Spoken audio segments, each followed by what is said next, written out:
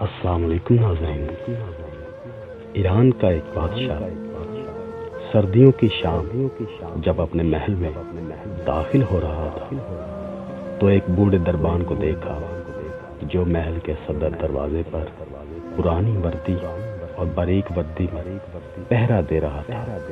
بادشاہ نے اس کے قریب اپنی سواری کو رکوایا اور اس ضعیف دربان سے پوچھنے لگا، سردی تو نہیں لگ رہی؟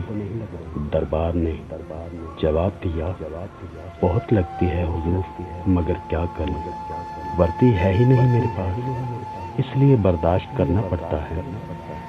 میں ابھی محل کے اندر جا کر اپنا کوئی گرم جوڑا بھیجتا ہوں تمہیں، بادشاہ نے اس کو کہا۔ دربان نے خوش ہو کر بادشاہ کو فرشی سلام کیا اور بہت زیادہ تشکر کا اظہار کیا، لیکن بادشاہ جیسے ہی گرم محل میں داخل ہوا دربان کے ساتھ کیا ہوا وعدہ بھول گیا۔